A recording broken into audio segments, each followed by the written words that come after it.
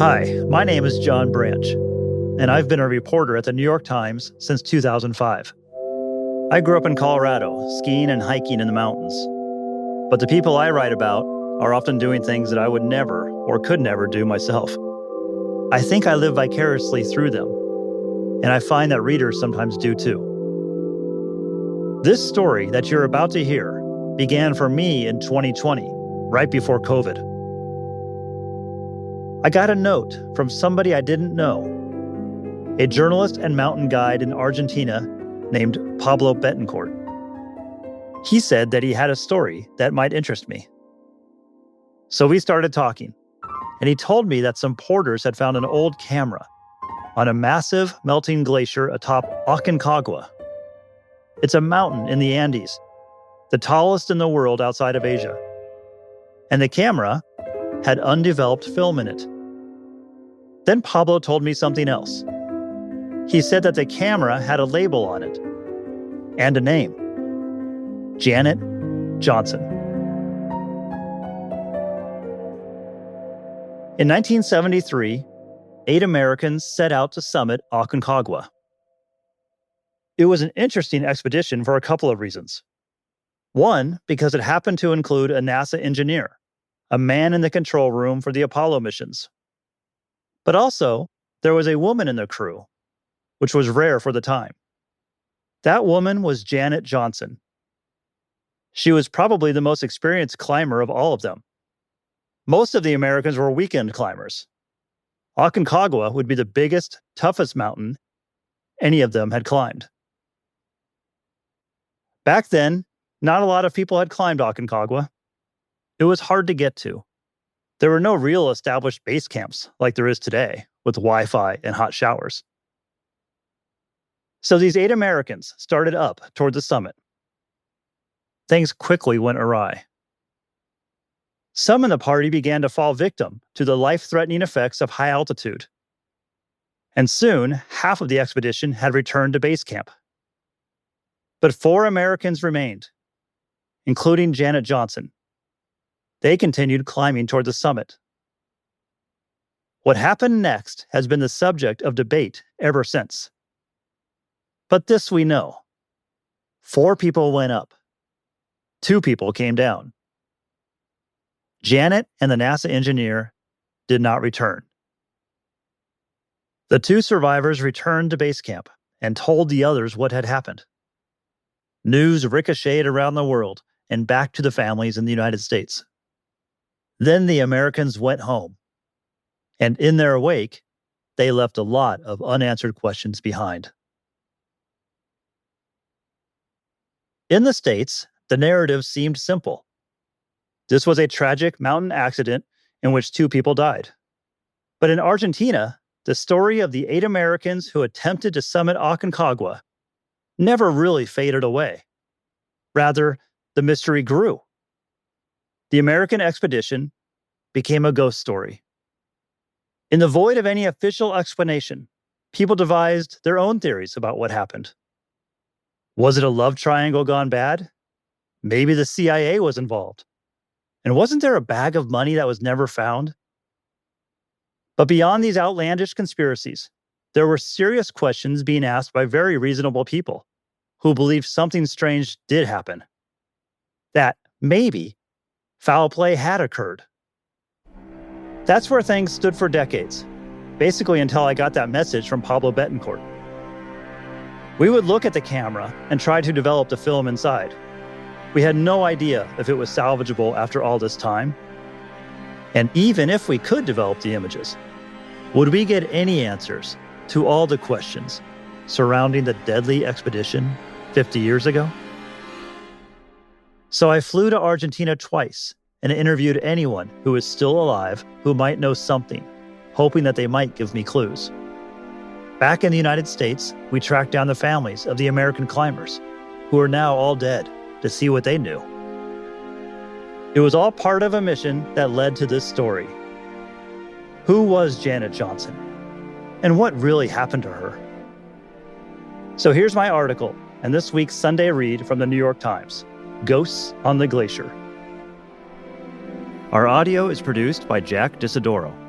The interviews you'll hear were produced by Emily Ryan and Noah Throop, and the original music was written and performed by Aaron Esposito. High on Aconcagua, the Western Hemisphere's highest mountain, the shrinking Polish glacier spits out what it once devoured. In this case, a 50-year-old Nicomat 35mm camera. Two porters, preparing for an upcoming expedition, had been securing ropes in the thin and arid air of a clear February day. It was midsummer in South America. The camera glistened in the sun, daring to be noticed. The lens was shattered. A dial on top showed that 24 photographs had been taken. The bottom half of the camera was saddled into a worn leather holster with a thick strap. On the holster, in blue embossing tape, was an American name and a Colorado address. In the snow and ice seasonal cycles of the mountains, abandoned and lost equipment is discovered each summer. Tattered tents, dropped ice axes, lost mittens. Occasionally, a body. This was not just another camera, though the porters did not know that yet. One of them carried it down to camp. There, a veteran guide named Ulysses Corvalon was cooking lunch. Corvalon glanced up. He casually asked about the name on the bottom of the camera.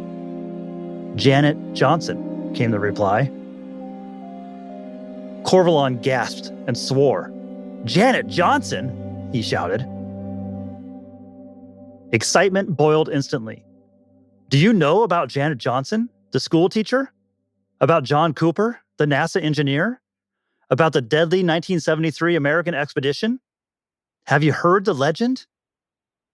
It had been handed down for decades, veering toward myth, whispered like a ghost story. Here's what was certain. A woman from Denver, maybe the most accomplished climber in the group, had last been seen alive on the glacier. A man from Texas, part of the recent Apollo missions to the moon, lay frozen nearby. There were contradictory statements from survivors and a hasty departure. There was a judge who demanded an investigation into possible foul play. There were 3 years of summit-scratching searches to find and retrieve the bodies. Their discovery stirred more intrigue, leaving more questions than answers. That's the imbalance of all the best mysteries. Facts that don't quite add up, gaps that imaginations rush to fill. That is how Janet Johnson and John Cooper became part of the folklore of Aconcagua. And now, nearly 5 decades later, an old camera had emerged from the receding glacier. It was wound, prepared to take the next picture. More clues emerged from the ice. Here was that left arm, still wearing a delicate silver Rado watch with a broken blue face. There was a tattered pack and scattered belongings, down mittens, a red jacket, a single crampon, a canister of used Kodak film. Like that, by the whims of climate change and chance, a long-lost legend was given air and light. Aconcagua is the broad-shouldered behemoth of the Andes, shaped more like a fist than a finger. It is brown and rocky, scrubby and dusty, dry and wind-whipped. With few trees or wildflowers, it can feel like a vertical desert. The first person known to reach the 22,838-foot summit was Matthias Zurbriggen of Switzerland in 1897. In 1934, a Polish expedition successfully tackled a perilous route on the northeastern side of Aconcagua, up a massive glacier that stretches nearly 2,000 vertical feet towards the summit. The ice sheet was named for that group, Glacier de los Polacos, the Polish glacier. These days, Aconcagua is part of a vast state park with helpful rangers and a helicopter rescue service. 2 base camps provide hot meals, showers, and internet. Some consider Aconcagua among the easiest to climb of the 7 summits, the prestigious name given the highest mountains on each continent. But Aconcagua is not easy. Trouble lurks in the thin air. Through 2022, there were 153 known deaths on the mountain. In 1973, Johnson and Cooper were numbers 26 and 27. Back then, Aconcagua had only the most rudimentary of services. Climbers had no GPS trackers, no way to communicate between base camp and the summit. The Americans carried binoculars and a flare gun. The mountain was virtually deserted. If trouble came, there was nobody to help but the other members of the expedition.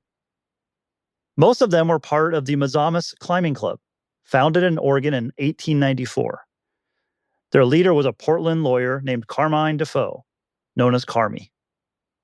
Defoe, 52, pushed for the Aconcagua trip, noting that a Mazamas member had climbed it in the 1940s. His group, Defoe announced, would attempt to be the fifth expedition to top Aconcagua via the Polish route. Difficulties are said to be moderate, a couple of places where we'll want handlines, not any more difficult than the normal route of Mount McKinley, Defoe wrote in a 1972 memo. The guide would be Miguel Alfonso, a 38-year-old Argentine who had been to the summit 5 times, once up the Polish route. Defoe asked for a $50 deposit from anyone interested, along with a list of successful ascents and references. In June 1972, Defoe announced the members of the party, all-American men, whom he briefly described. Jim Petrosky, a psychiatrist from Portland, Oregon, would be the deputy leader, he said. Bill Eubank, a physician from Kansas City, Missouri, was highly recommended by Petrosky and would be the expedition doctor. Then came Arnold McMillan, a dairy farmer from Otis, Oregon, and Bill Zeller, a police officer in Salem, Oregon. Bill and I shared a blizzard in the Canadian Rockies in '69, a solid citizen, Defoe wrote. John Shelton, 25, was a Brigham Young geology student fluent in Spanish from a 2-year Mormon mission. Been through Latin American customs about 25 times, which must take more energy than climbing Aconcagua, Defoe wrote. And John Cooper, a NASA engineer from Houston, was, quote, highly recommended. They were weekend climbers mostly. None had been above 20,000 feet. Defoe organized hikes in the Northwest, designed as training and get-to-know-you exercises. I have some trepidation about the party because of a fear that we might have someone who has unknown problems or who is some kind of a fink, Defoe wrote in a memo to the group. It turned out, however, that I either know everyone in the group or they are people I have been able to find out about. This leaves me with no reservation or qualification about the party. In November, Defoe sent reminders about packing lists, passports, vaccinations. Everyone is probably already rounding into top physical condition, he added. Don't take any chances on this. Work hard at it, especially with lots of jogging. He also announced the final member of the 8-person American crew, a woman from Denver named Janet Johnson. She was born on November 30th, 1936, and soon was adopted by Victor and Mae Johnson, who lived in a stone and timber Tudor on the south side of Minneapolis. He helped run his family's paper supply company. She was a bookkeeper. The Johnsons believed in manners, rules, and God. Janet, with a tidy bedroom upstairs, was a quiet girl and a voracious reader. She needed glasses early. She played organ at St. John's Lutheran Church. When she was 10, she wanted a baby sister, so the Johnsons adopted a 5-year-old girl named Judy. The new sisters met at the neighborhood park. Janet took Judy home and gave her a doll named Lois. Janet never married or had children. Judy Abrahamson, now an 83-year-old widow in Oregon City, Oregon, is the only close relative alive. I'm Judy Abrahamson, and I'm her sister. Janet was very tall, very straight-shouldered, blonde, dressed nice, very studious. Straight A's. She wouldn't settle for nothing less. And just like she got her master's in music, she got her master's in teaching. And I'm sure if she could have gotten another one, she would have. If they had him for mountain climbing, she would have had it. And then, of course, when they found out she was gay, that's a whole different story. It was when her sister was away at college that Abrahamson discovered notes hidden in a jewelry box. Love notes between her sister and another young woman. Being a snoopy little sister that I was, I read them, and I happened to mention something to my mother. But my mother thought, she's sick. She's got to go in the hospital. So because she was gay, my mother thought she could get healed and sent her to the hospital over in St. Paul. And it didn't heal her. But that was a big rift between Janet, my mother. It chased Janet away from home. She settled in Denver, renting part of a 2-story home on York Street, near the Botanic Gardens where she volunteered. She got her teaching certificate, then a master's degree, eventually a PhD in education at the University of Colorado. She taught in elementary schools and then became a school librarian, figuring it would be easier to keep her nights and weekends free for the mountains. Johnson joined the Colorado Mountain Club. By 30, she became the 82nd known person and among the first 20 women to reach the summit of each of Colorado's 14ers, the more than 50 peaks higher than 14,000 feet in elevation. Her name was regularly in the club's magazine, Trail and Timberline, detailing various excursions. Her photos graced the magazine's cover. The companionship on the outing was tremendous, that is, except for the wood ticks, which somehow managed to find their way into my abode on top of the hill, she wrote in a 1961 report about a weekend trip in the Rockies. Strangely enough, few other people even found one tick. Why they picked on me, I don't know. They say everyone was put here for a purpose, so maybe I was meant to sustain the ticks. More and more, she headed overseas. She was one of 38 members of a 1963 club expedition in Peru. On the way home, she climbed Iztaccíhuatl, which rises more than 17,000 feet near Mexico City. It is unclear how many of the world's summits she reached. She climbed Kilimanjaro and hoped to climb Denali after returning from Aconcagua. Most summers, she tied a kayak atop her Nash Rambler and headed to the northwest. She would stay with her sister, hike Mount Hood, and paddle in Puget Sound. Abrahamson's children knew her as Aunt Janet, the free spirit. In 1971, the graduation announcements for her PhD, sent out by her mother, included a formal portrait of Johnson, smiling with her cat-eye glasses on. She wanted to reach the highest levels of education. She wanted to reach the summit of mountains. I think Janet was trying to prove to herself and her mother that she could do anything she wanted to, even as a gay person. She was free when she was up there and felt at peace with herself. She loved the mountain. That was her life. If Johnson had a significant other, Abrahamson never knew of her. Boxes of slides that she left behind show mostly landscapes, not people. She took the 1972-73 school year off. That fall, after a hiking trip in Europe, she joined the upcoming Mazamas expedition to Aconcagua.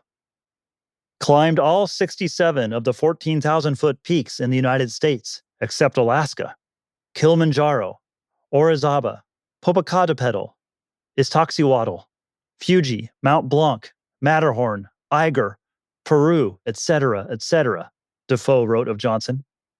Recommended by 2 of my climbing friends from Denver. She was happy to be going on this one because she had been selected. She had told me that she got new climbing clothes, and she was all set to go. And I probably will never see you again. And I said, well, I hope I'll see you again. And she said, don't plan on it. This is my last trip. And it was. She was not coming home. She packed her belongings into an aluminum frame backpack. Boots, flannel shirts, a red down jacket, thick mittens, Glacier glasses, a sleeping bag. She used a marker to write her name or initials on most of them. She wore a dainty silver Rado watch and a ring with a brown stone that she got on a trip to New Mexico. And she brought the Nicomat, the consumer version of Nikon's professional cameras of the era. She probably bought the camera during her trip to Japan a couple of years earlier. She used a label maker to punch her name and address onto blue embossing tape and stuck it on the bottom of the leather camera case, just in case she lost it. She carried the camera with her to Aconcagua, taking photographs along the way, almost to the top. American newspapers sent them off, and Argentine newspapers greeted them at the Natabara Hotel in Mendoza's city center. Rafael Moran, a reporter for Los Andes, a daily newspaper in Mendoza, interviewed the mountaineers near the pool. He did not cover every Aconcagua expedition, but this one was especially intriguing. Americans, the Polish Glacier, a woman, a NASA scientist. Moran had a dark inkling about this group. The Americans seemed disconnected from one another and unprepared for the serious task of climbing Aconcagua. Moran whispered to the photographer, "Take each of their photos today. I don't think they're all coming back." The next day's newspaper previewed their planned ascent. It showed them huddled around a photo of Aconcagua. The caption noted the NASA engineer at the center. Just a month before, in December 1972, John Cooper was at Mission Control in Houston for the 17th and final Apollo mission, wearing a black mustache and a headset, speaking to Eugene Cernan and other astronauts on the moon. Cooper was a surface operations engineer, helping guide the lunar module.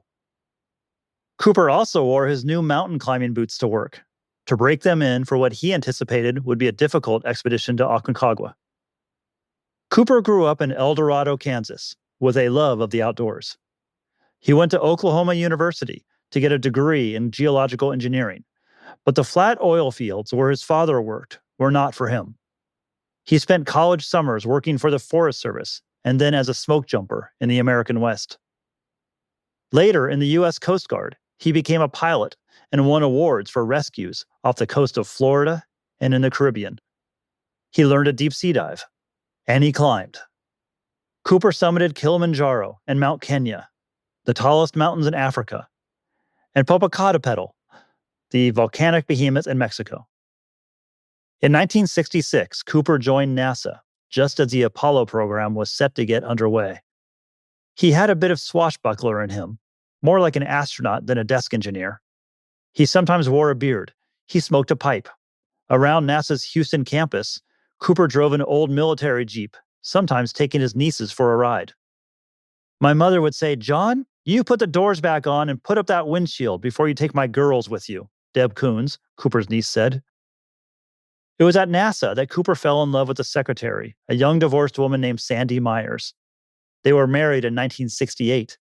In 1969, they had a baby boy that they named Randy. That was the year of Apollo 11.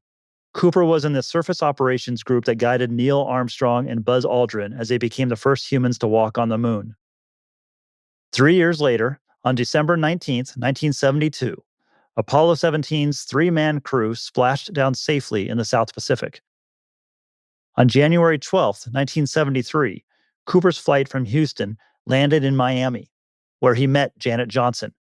They flew together to Argentina. Cooper kept a diary of his expedition. Like other men in the group who wrote in their own diaries about Johnson, nothing feminine about her, one said, Cooper was unsure what to make of the only woman. "Janet sure is weird," he wrote from the comfort of Hotel Natabara.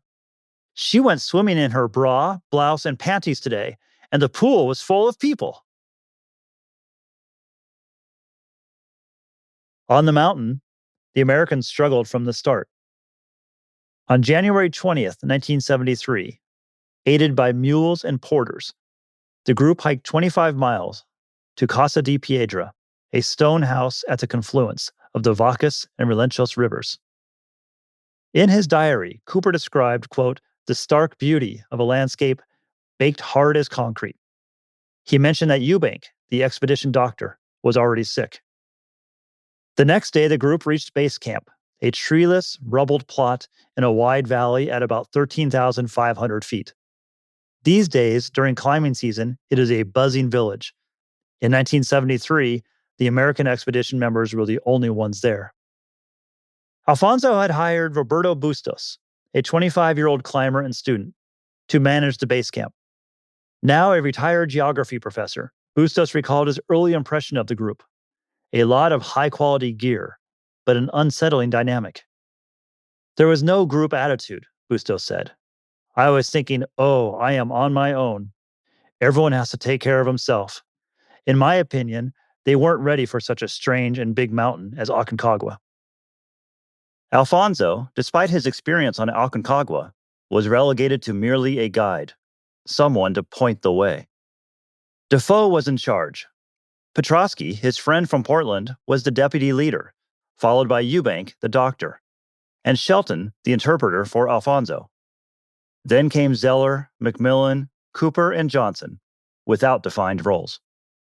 Back then, like today, getting to the summit usually required a week or more of shuttling up and down the mountain, moving gear and adjusting to the altitude. The group carried loads to Camp 1, at 15,500 feet, higher than anywhere in the continental United States. They returned at day's end to base camp. The high-altitude ups and downs were made more difficult by Aconcagua's notorious obstacle course of penitentes, icy pillars as tall as 6 feet, caused by solar radiation. They're sturdy enough that even the small ones can't be knocked over. The group called them white monsters. The trek to Camp 2, at nearly 18,000 feet, took 7 hours. Brother, was it bad, Cooper wrote in his diary. Between the ice and scree and altitude, I was done in.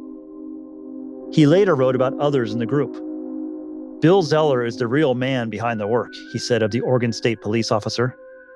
He lugged 80 pounds up to Camp 1. Then after getting back, he made the water haul, and I'm here in the sack. I guess I'll do our share of work, but some more than others. Johnson was little help, Cooper wrote. She is a real loner and appears to be for only one thing, to get herself to the summit, at the expense of everyone or on everyone's back. Soon the expedition fractured from the effects of altitude. 3 Americans, including Defoe, the leader, stayed at Camp 1. 5 others, including Johnson and Cooper, moved up to Camp 2 with Alfonso. Cooper felt miserable. For 2 cents, I'll go back, Cooper wrote. But they plodded upward to establish Camp 3, behind an outcropping of boulders near the base of the Polish Glacier, at 19,400 feet. A storm swept through, holding the group in place for a rest day. Behind it were clear skies, a perfect window for a climb to the summit. The group was expecting it to take at least all day, Zeller later wrote in his account of events. But the lower part of the glacier seemed to present no problem, as it seemed to be in good condition, no crevasses, not too steep, good snow for crampons, etc. But after a late breakfast, Petrosky lost coordination and struggled to put on his crampons. Others diagnosed it as a sign of high-altitude cerebral edema, a potentially deadly swelling of the brain. Alfonso escorted Petrosky back to base camp. Now the expedition was cleaved in half. Gone were the expedition leader, the deputy, the doctor, the interpreter, and the local guide. Remaining were Cooper, Johnson, Zeller, and McMillan. None had been this high, anywhere. They barely knew one another. When they looked up, they saw the Polish glacier stretching to the sky. It was sunny. Their jackets were unzipped. They wore crampons, carried ice axes, and carried light packs, leaving most of their possessions behind. But movement up the glacier was slow. By nightfall, the 4 Americans gave up on reaching the summit that day. They were at roughly 21,000 feet. They dug a small snow cave on the glacier with their ice axes. They had no sleeping bags, so the climbers lay on reflective space blankets. During the night, cramped and uncomfortable, Johnson and Zeller moved outside. They sat, shivering. Wind blew a fine powder off the summit, filling the opening of the cave with snow and burying Cooper's legs. Johnson unburied him about an hour before sunrise. But Cooper was finished. Cold and tired, he announced that he was turning back. Zeller and McMillan later said. It was about 2 hours down the glacier back to Camp 3, McMillan figured. He and Zeller expressed little concern about letting Cooper go down alone. He appeared to be very capable, alert, Zeller later told his hometown paper. He had no trouble with his reasoning. There was no concern about his climbing ability, and we were not too far above high camp. John Cooper never made it. He died on the glacier. Not long after, so did Janet Johnson. Exactly what happened to them is speculation, spun around the globe for 50 years. 2 men from Oregon, Zeller, a police officer, and McMillan, a dairy farmer, were the last to see Cooper and Johnson alive. They gave detailed versions of events. Slight contradictions and the confounding effect of high-altitude hallucinations raised questions for Argentine authorities and teased the public's imagination. After Cooper headed downhill alone, Zeller, McMillan, and Johnson continued up. They moved slowly. They took photographs. They reached the top of the Polish Glacier, where it meets a ridge that leads to the summit. But darkness descended again, and snow on the ridge was waist deep. The men took turns, breaking the trail, 25 steps at a time. The summit in sight, the men later said. They turned to find that Johnson was not there. We looked and called her name and got no answer, McMillan recalled in a letter he wrote 2 weeks later. Finally, I stumbled across her axe and figured she couldn't be too far. We called some more, and finally a faint little voice said, "My name is Janet Johnson." She was about 100 feet off our trail in the snow, laying there. When we got to her, she said, "Don't make me suffer. Just let me lay here and die." Zeller said that he roped himself to Johnson. McMillan said that Zeller took her by the arm. Zeller said that the three got lost and camped another night together. McMillan said that he went ahead of the other two and spent the night by himself. Their stories converged again the next morning. Johnson wouldn't stand, and her hands were swollen and black, McMillan wrote. So they, quote, anchored her from 3 different directions so we could hold her standing up, and they led her past a crevasse. They reached the snow cave where they had last seen Cooper. Some of their equipment was there, including the flare gun. McMillan said he shot it. It was 7 a.m. It made a noise as loud as a rifle, but I guess no one heard it below, McMillan wrote. Johnson's condition seemed better, so the men decided that McMillan should go down alone, following the route that Cooper presumably took 24 hours earlier. McMillan said he lost his ice axe in a steep section of the glacier and slid 1,000 feet head first. It would account for the black eye he had later, he said. Then he saw members of the Argentine army coming to rescue Zeller and Johnson. He heard people calling his name. He saw dead mules, and he saw a dead soldier lying in the snow. Only later, after falling asleep in camp, did it occur to him. None of that was real. The dead soldier, he realized, was John Cooper. Up on the glacier, Zeller too was having hallucinations. He later recalled visions of construction trucks working near the summit and hearing phantom voices of rescuers who were never there. Janet and I continued coming down till we were through the worst part. Then we took a long spill also, Zeller wrote in an account later that spring. Again, doing no serious damage but breaking both of our dark glasses and cutting our faces some. We ended up 3 or 4 city blocks from camp and could see the tents. He and Johnson came untethered in the fall, Zeller said, so he went back up to check on her. That is when he saw Cooper. I saw John's body about halfway between us and off to the right as we faced uphill, Zeller wrote. I checked him and he was dead and appeared to be frozen. I didn't see any cuts on his exposed skin and no tears in the clothing, so assumed that he didn't die as a result of a fall, but exhaustion and hypothermia, etc. Janet seemed to be okay, best as I could tell, so we decided that I would go ahead and set up the tent and she would follow as soon as she got her wind, Zeller said. He arrived at Camp 3 a couple of hours after McMillan. They slept through the night, awoke, and saw no sign of Johnson, they said. The next AM, Bill and I decided to go on down, McMillan wrote. Bill was so confused he didn't know which direction to go. He concluded, that's the story, as near as I can recall. Questions followed them downhill like a dry, cold wind. John Shelton, the college student who served as interpreter on the climb, turned 76 this year. He had been receiving hospice care in a VA hospital bed in Utah for more than a year. He had a Kringle-like white beard and eyes that sparkled when he laughed. He was the last American from the expedition still alive. My name is John Shelton. I am 76 years old today. I was on the 1973 Mazama expedition to Aconcagua.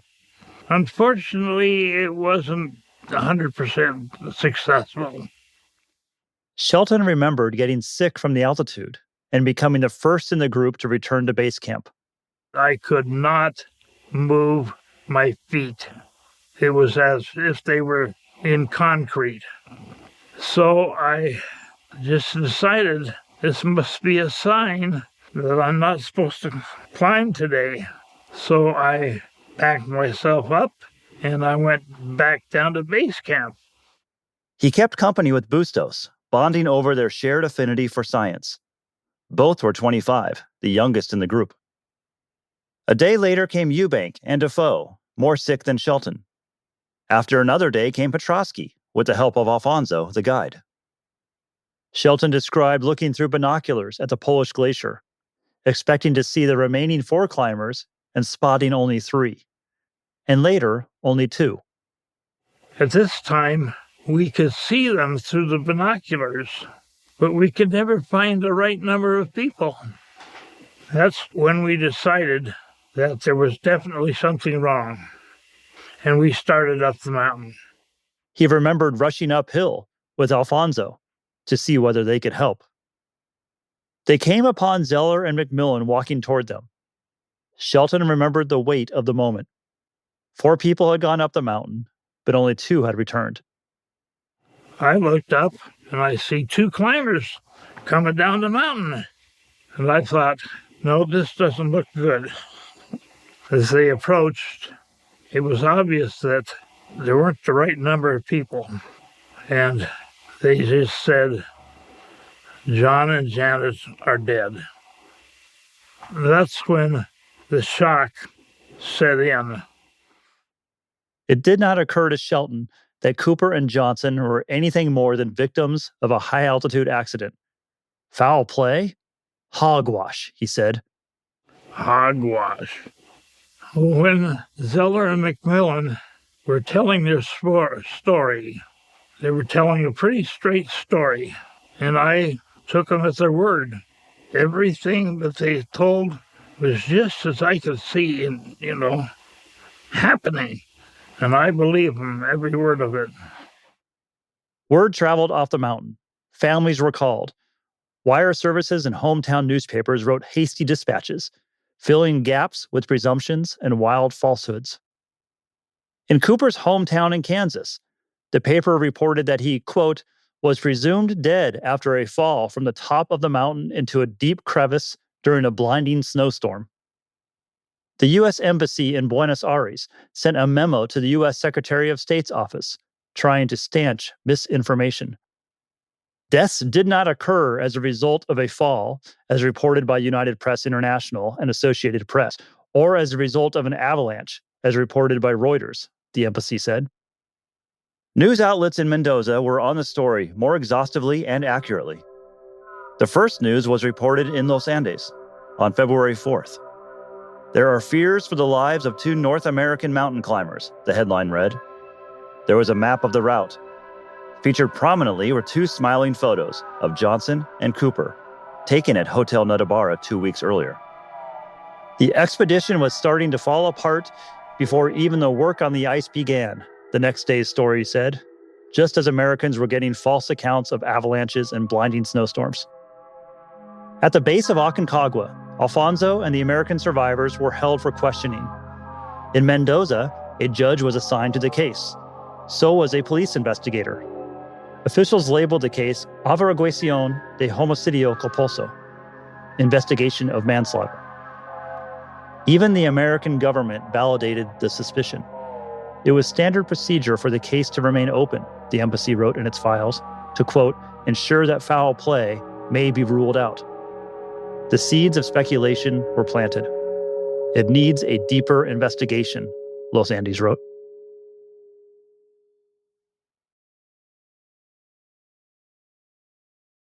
The Americans returned to Hotel Notabara, hiding from reporters staked out in the lobby. Bustos, the base camp manager, came to say goodbye to his new American friends. They would not see him. 50 years on, it still saddens him. The U.S. State Department didn't have much luck either. Consul Wilbur W. Hitchcock tried to speak to the Americans during an overnight layover in Buenos Aires. All 5 looked tired and somewhat dazed, Hitchcock wrote in a report. The 6th survivor, Eubank, had already left the country. Defoe cautioned Hitchcock about the effects of high altitude on mind and memory. He said that the others had experienced hallucinations and perhaps a, quote, feeling of unreality coming at such heights. Hitchcock returned to the airport the next morning. He spent another 30 minutes trying to question the Americans before they boarded a plane to leave Argentina. They were unable to reconstruct the climb with sufficient accuracy, Hitchcock wrote. Newspapers published a photograph from the tarmac. Shelton and Petrosky smiled as Macmillan appeared to say something over his shoulder. They carried packs and ice axes. A reporter asked Zeller to clarify the events on the mountain, papers reported, but Defoe stepped between them and would not let him answer. If any of the smoldering speculation followed the survivors back to the United States, it was quickly snuffed out. In Portland, the president of Mazamas wrote a secret memo. He called for a special closed meeting of club leadership and the survivors of the expedition to be held 2 days later. None but the above-named will be allowed to attend, he wrote in all capitals. The location is to be kept secret. Repeat, secret. The memo said that the idea was to, quote, learn the straight of things from people involved. Presumably, it continued, a resultant will be the dispelling of certain suspicions, uncertainties, rumors, whatever, which may have come to your attention and have been amplified by the confused communications during the expedition and by conflicting or incomplete newspaper reports. The meeting was held at Defoe's law office. 2 days later, on February 15th, Defoe's secretary typed a 3-page chronological summary of events. It was the story that survivors told their hometown newspapers, and it was the basis for Defoe's formal expedition report published in the Mazamas Annual in 1973, which concluded that the deaths were an accident, that Johnson and Cooper were desperate to reach the summit, and that, quote, they probably died of pulmonary edema. They did not. The Johnsons and the Coopers were religious Midwestern families. They trusted higher powers and government officials. They grieved but did not wallow, at least publicly. It is unclear how much they interacted, if at all. The Coopers held a memorial service in March, but desperately wanted John's body recovered for a proper burial in Kansas. Cooper's father, also named John, wrote letters to Los Andes, to Alfonso, to the State Department, in search of help. He learned Spanish so that he could read the news reports coming from Argentina. Janet Johnson's widowed mother, May Johnson, held a funeral service in April at the Minneapolis church where her daughter played the organ as a teenager. She did not ask for her body back. She understood that her daughter had said that if anything happened to her on Aconcagua, she wanted to be buried in the little cemetery not far from the trailhead. Like John Cooper's father, May Johnson collected newspaper clippings and documents. In places where her daughter's name was spelled Jeanette by Spanish-language papers, and even by some American ones, she crossed it out and carefully wrote Janet. And in places that quoted her daughter as saying, "Let me die here," her mother blacked out the words, so she never had to read them. In Argentina, Judge Victoria Miguel Calandria Aguero wanted to know, how did John Cooper and Janet Johnson die? There could be no sure answers without the bodies. In late 1973, on the crest of a new summer climbing season in the Andes, a 4-man team was assembled to look for them. Alfonso, wounded by criticism of his role as guide, would lead it. A National Geographic reporter and photographer named Lauren McIntyre heard about this and showed up to join the team. Alfonso was glad to have him. They carried 2 plastic toboggans, the kind children use to sled down icy slopes, that they had reinforced with sheet metal screwed to the bottom. A week later, at the foot of the Polish glacier, they found the ghostly evidence of the American expedition. 2 tattered tents, a torn blue sleeping bag leaking feathers. About 150 yards uphill from camp, they found John Cooper's frozen body. He was stretched out on relatively flat terrain, his legs extended and crossed. His hands were bare across his abdomen. His jacket was on, but his hood had fallen behind his head. John Cooper was a tall and large man, and he was frozen stiff, McIntyre reported to investigators. He was like a statue of ice, and the toboggan was about half the length of his body. So arranging him so that his clothes and body would not be damaged in the descent was not an easy thing. And it was cold and windy, and tempers were running short as we tried to get him lashed to the sled. A storm blew in. The men left Cooper for the night, driving stakes around him to keep him in place, and descended to the safety of camp. The next day, McIntyre was first to the body and did a closer inspection.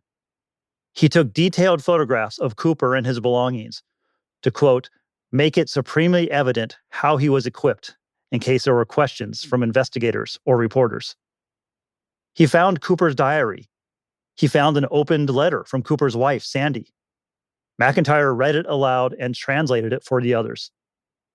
Keep roped up and don't forget the crampons, as I don't know how I'd replace you, she wrote.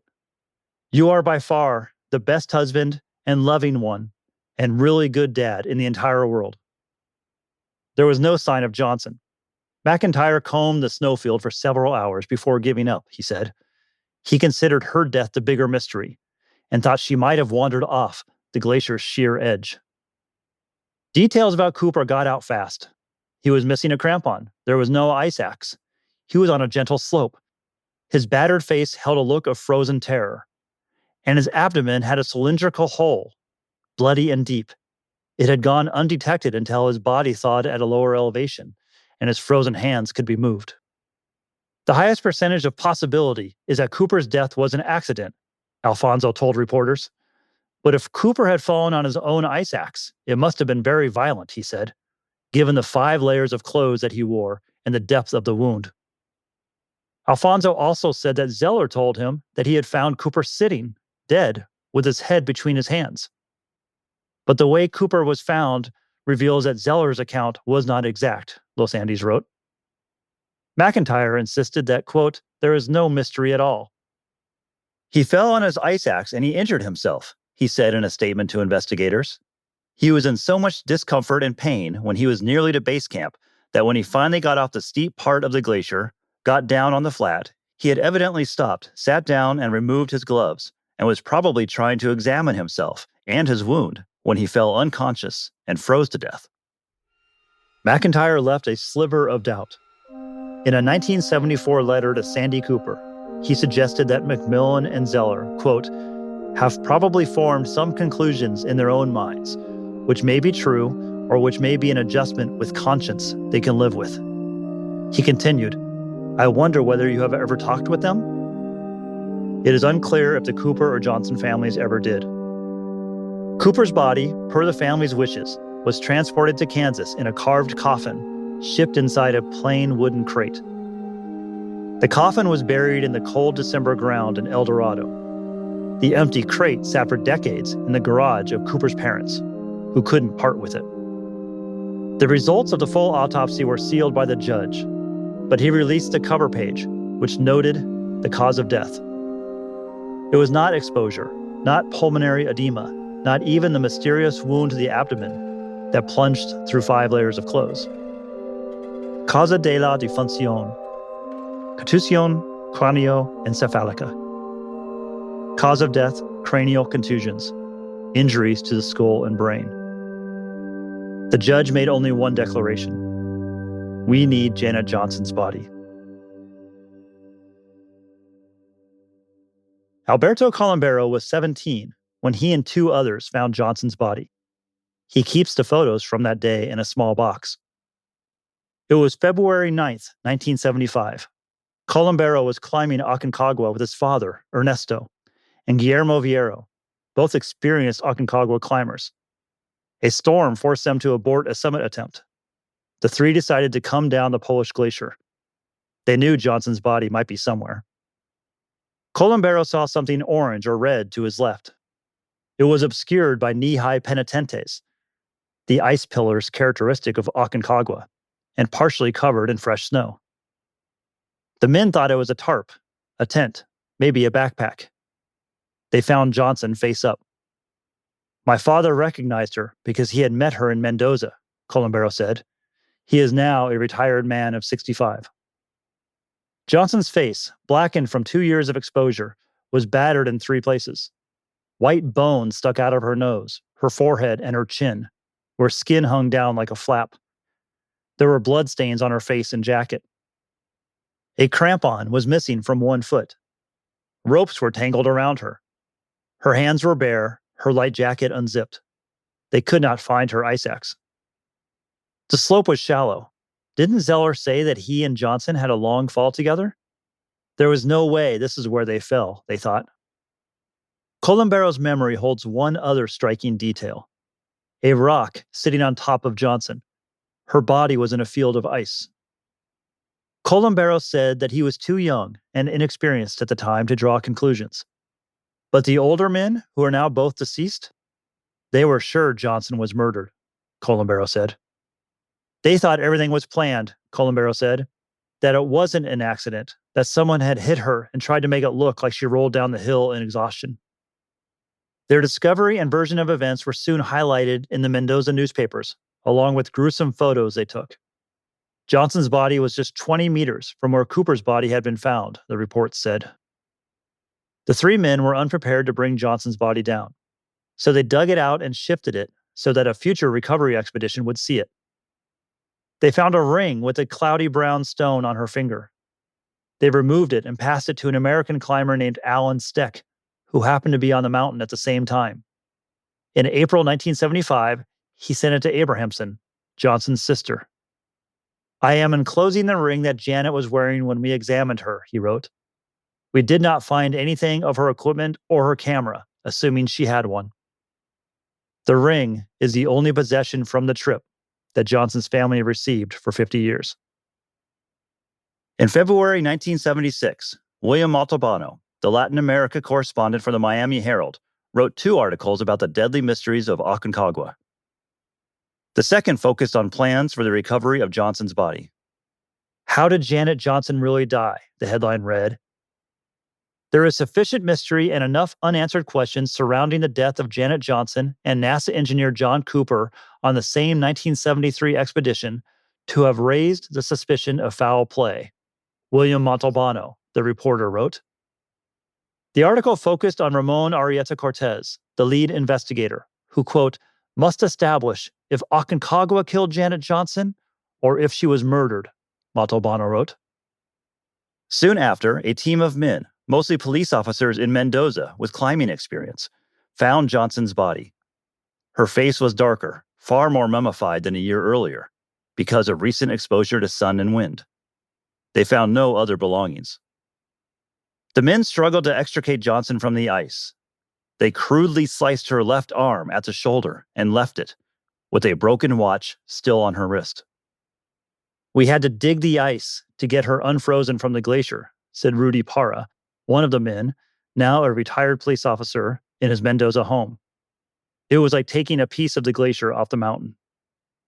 The room where the Cooper and Johnson autopsies were performed in Mendoza is still in use today.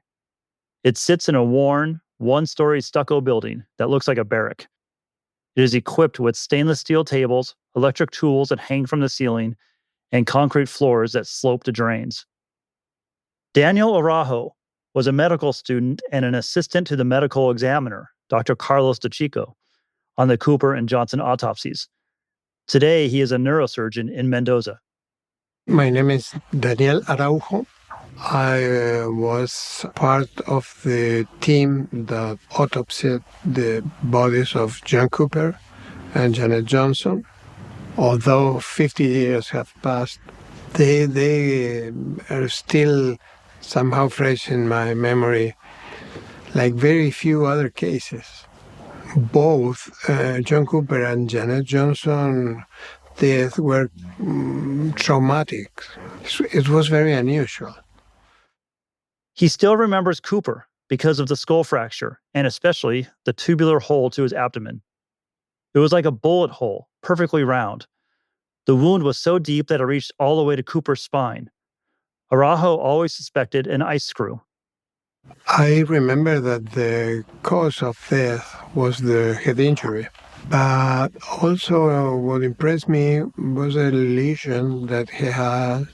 It was a lesion that we had traveled to understand the mechanism or what kind of weapon was used to cause it. And we found a circle indented in the body of the vertebra.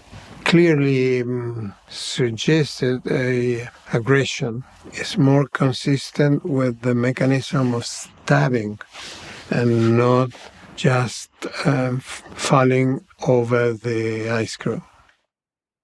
Johnson's autopsy stands out because of the damage to her face, bone exposed in 3 places.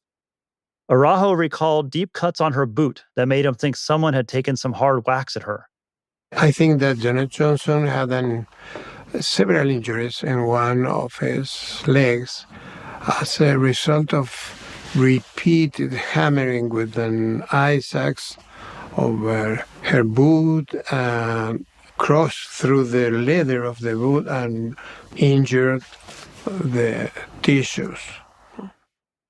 Johnson's autopsy report, with photos, was submitted to the judge. Like Cooper, she officially died of contusión cranioencefálica, a brain injury. Araujo has been haunted by the memory of those autopsies for most of his life. I think that John Cooper and Janet Johnson both were killed. The reason for that is that the kind of injuries that both of them had were not caused by a fall, but were inflicted by someone else. At the time, the whole team thought that John Cooper and Janet Johnson were killed. All of us used to think that. News media coverage did not go that far. In, quote, forensic circles, Los Angeles reported, it appeared to be a crime, though the police had not made any accusations. It left the case open for public interpretation yet again. Were the wounds to the head from a fall or deliberate? Los Angeles asked. Perhaps the truth will never be known. That is where any serious consideration ended. On March 24th, 1976, Argentina's government under Isabel Perón fell to a deadly military coup. Argentina was turned inside out, and tens of thousands are thought to have died in the 7-year upheaval. Whatever formal investigation into the American expedition that was in motion was turned over to the collective imagination. The mystery seemed to freeze in place. Days before the coup, the body of Janet Johnson was buried in a small cemetery in the dusty high mountain valley near the trailheads to Aconcagua. No one from her family came, but among a few flower bouquets was one that rested on her coffin that read, De tu madre, from your mother. Among the 24 witnesses were members of the police group that recovered her body, including Arrieta Cortez, the investigator who led the effort. According to his son, Juan, Arrieta Cortez died in 2017 and never reached a conclusion in the case. Under the sky of America, we bury a daughter here on Argentine soil, Arrieta Cortez said at the graveyard gathering. Alfonso, the guide, arrived late but paid his respects. Representatives from the American embassy had made the 650-mile trip from Buenos Aires. The ceremony took 15 minutes. I wish to inform you that your daughter, Janet Johnson, was buried on March 19th, 1976, pursuant to your request, at the Mountain Climbers Cemetery at Punta del Inca, the embassy wrote to Johnson's mother. Funeral services at the gravesite were very dignified and impressive. A man arrived late, rushing to the service just as it ended. It was Miguel Alfonso, the guide, there to pay his last respects. For nearly 50 years, a Nicomat camera, carried by an American woman, sat frozen in a high-altitude time capsule. But it was not frozen in place. Where the camera was dropped may not be where it was found.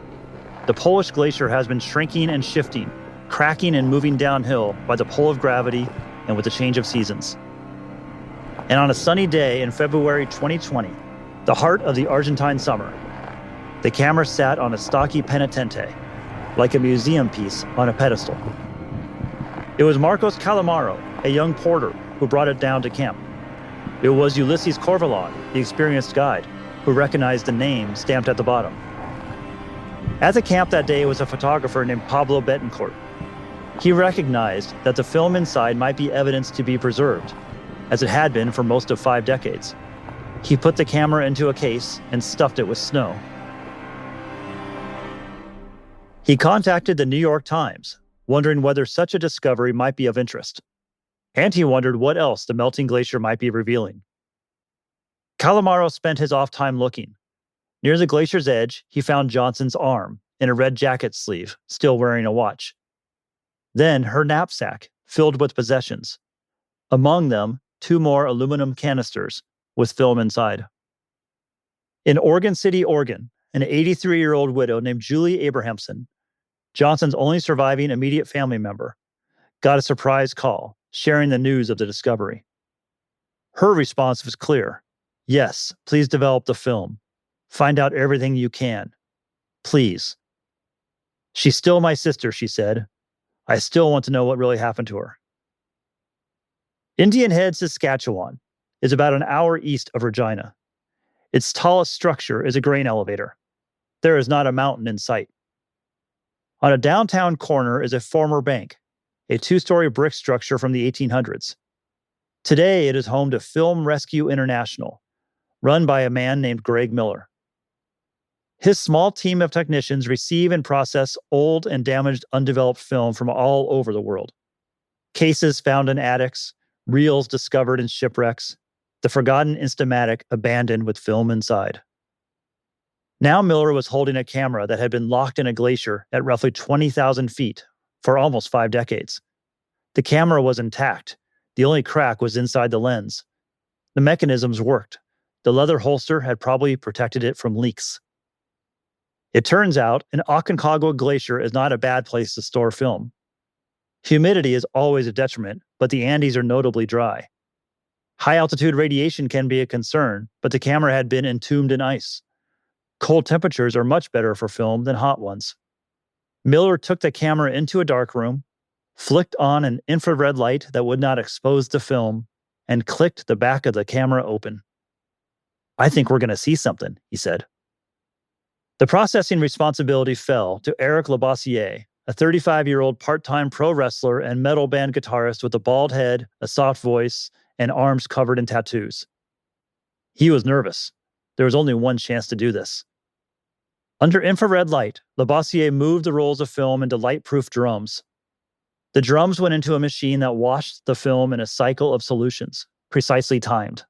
An automated version of the dunk and soak method from old photographic development. When Labossiere emerged from the darkroom, he seemed pleased.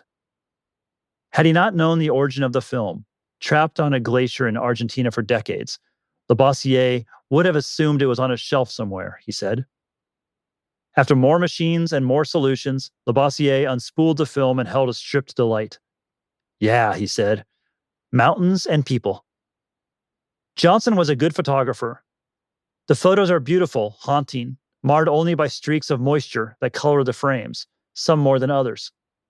They turn ordinary landscapes into something closer to art. One of the rolls was unused.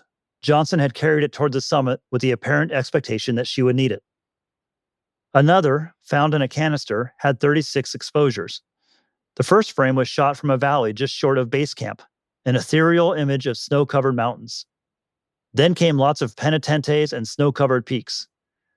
They chronicle the expedition's up-and-down method of moving from one camp to another, acclimatizing and hauling gear. There is one photo of Johnson having handed her camera to someone else. She is smiling, wearing a floppy hat and heavy-duty aluminum-framed glacier glasses.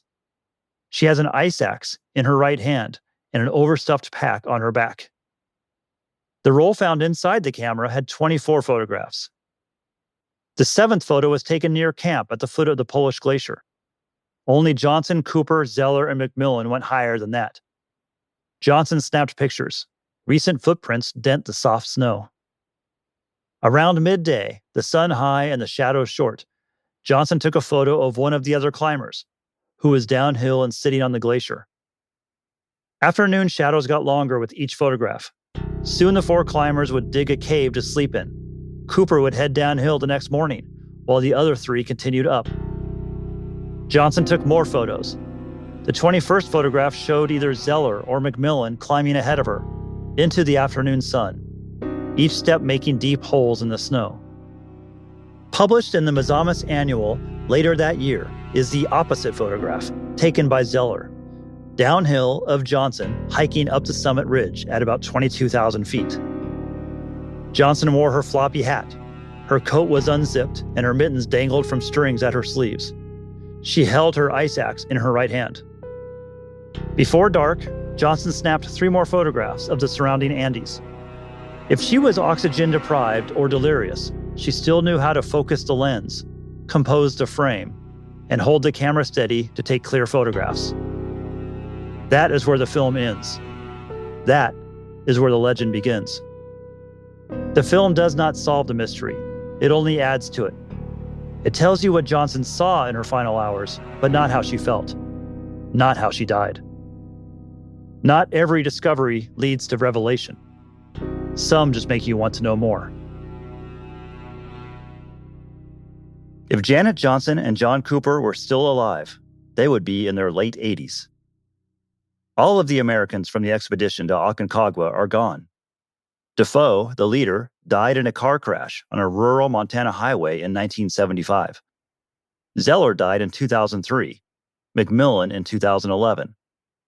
Shelton died in November, leaving behind a collection of old photos, Mazamas memos, and newspaper files.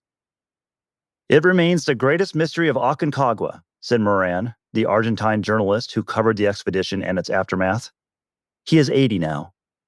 This story had nearly faded from popular memory, he said, but there are enough reasons for doubts and arguments to make the mystery persist. Folklore happens when facts are short and time is long.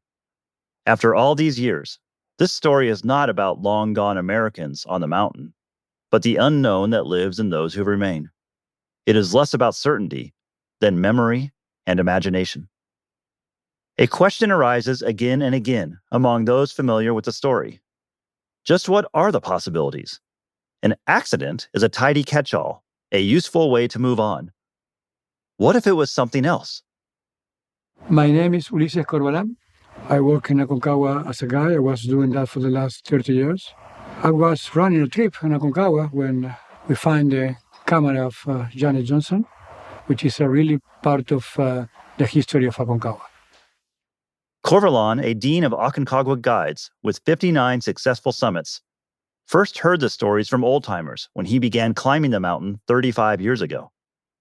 We definitely believe what they say.